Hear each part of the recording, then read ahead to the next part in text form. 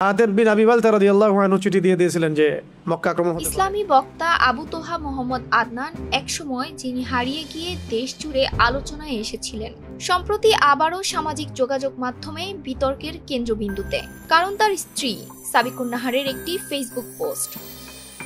স্ত্রীর ওই পোস্ট ঘিরে শুরু হয় তুমুল আলোচনা ও সমালোচনা। বিভিন্ন অনলাইন প্ল্যাটফর্মে ছড়িয়ে পড়ে গুজব ও অনুমান। কিন্তু কয়েকদিন নীরব থাকার পর ৬ অক্টোবর সোমবার নিজের ফেসবুক পেজে দীর্ঘ এক পোস্ট দিয়ে সবকিছুর ব্যাখ্যা দেন আবু তোহা আদনান। নিজের লেখা সেই পোস্টে তিনি খোলামেলা বলেন, সংসার জীবনে ভুল বোঝাবুঝি হয়েছে, কষ্টও ছিল, কখনো বিচ্ছেদের কথা ভেবেছেন, এমনকি একাধিক বিয়ের চিন্তাও এসেছে মনে। তবুও বলেন, আমি যা করেছি সব হালাল পথে করেছি।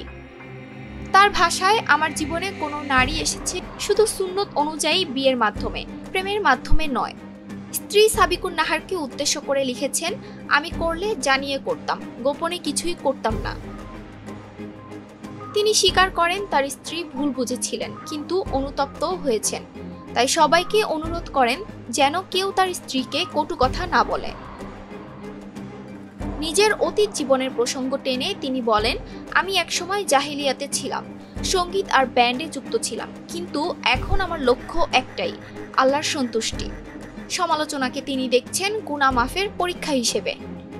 শেষে তিনি আল্লাহর কাছে প্রার্থনা করেছেন পরিবারের শান্তির জন্য। ETS Bangla desk report.